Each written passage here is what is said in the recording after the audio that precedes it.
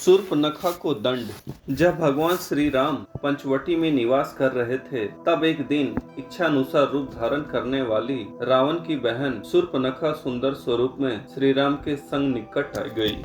उसने श्री राम के दिव्य स्वरूप पर मोहित होकर उनसे कहा, हे कमल नयन, तुम किसके पुत्र हो और तुम्हारा क्या नाम है? इस आश्रम में जटावल्कल धारण कर क्यों रहते हो? यहाँ रहकर तुम क्या प्राप्त करना चाहते हो? मुझे बताओ। मैं राक्षस राज महात्मा रावण की बहन काम रूपिणी शूर्पणखा हूँ। इस संसार में तुम्हारे समान सुंदर पुरुष और मेरे समान सुंदर स्त्री कोई भी नहीं है। आज हमारा और तुम्हारा संयोग ब्रह्मा के विधान से हुआ है। मैं अपने भाई खर के साथ इसी वन में रहती हूँ। रावण ने मुझे इस संपूर्ण वन का अधिकार सौंप दिया है। मैं तुम्हारे विषय में जानना चाहती हूँ, अतः तुम मुझे अपना परिचय दो। भगवान श्री राम ने उससे कहा, मैं अयोध्यापति महाराज दशरथ का पुत्र हूँ। मेरा नाम राम है। यह सुंदरी मेरी पत्नी जनक नंदिनी सीता है तथा यह सुंदर कुमार मेरा छोटा भाई लक्ष्मण है। हे सुंदरी, बताओ मैं तुम्हारा कौन सा कार्य करूं? श्री राम का वचन सुनकर शूर्पणखा बोली, राम, आज तक मैं अविवाहित हूँ, क्योंकि संसार में मेरे अनुरूप कोई पुरुष मिला ही नहीं जिससे मैं विवाह कर सकूं।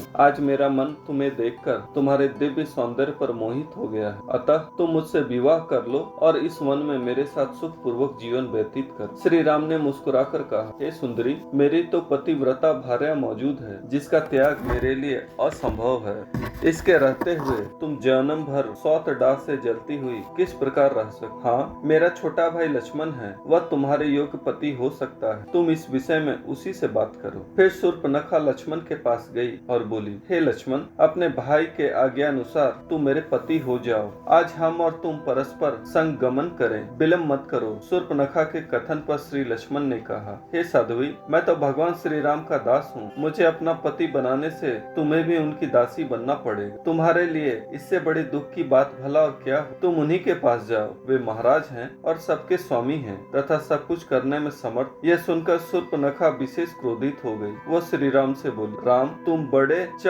लचित हो। मुझे इधर उधर घुमाकर मेरे शुद्ध मनोरथ का तुम उपहास कर रहे हो। शायद तुम्हें मेरी असीम शक्ति का ज्ञान नहीं है। मैं अभी तुम्हारे सामने ही तुम्हारी पत्नी सीता को खा जाए। ऐसा कहकर वह भयंकर रूप धारण करके सीता को खाने के लिए दौड़ी। भगवान श्री राम ने लक्ष्मण को उसे दंडित करने का संकेत किया। भगवान के संकेत करने पर श्री लक्ष्मण उठे और शीघ्रता से शूर्पणखा के सामने आ गए तथा बड़ी फुर्ती से अपनी तलवार निकालकर उन्होंने उसके नाक कान काट डाले। वो पीड़ा से घोर शब्द करती हुई रुधिर से लथपथ हो गई और विलाप करते हुए खरदूषण के पास गई। मित्रों, अगर आपको हमारे चैनल का कंटेंट पसंद है तो कृपया इसे सब्सक्राइब कीजिए और साथ ही बेल आइकन को दबा दीजिए, ताकि आगे आने वाली ऐसी ही ज्ञानवर्धक एवं रोचक जानकारियाँ आपको समय समय पर प्राप्ति रहे। जय श्री राम।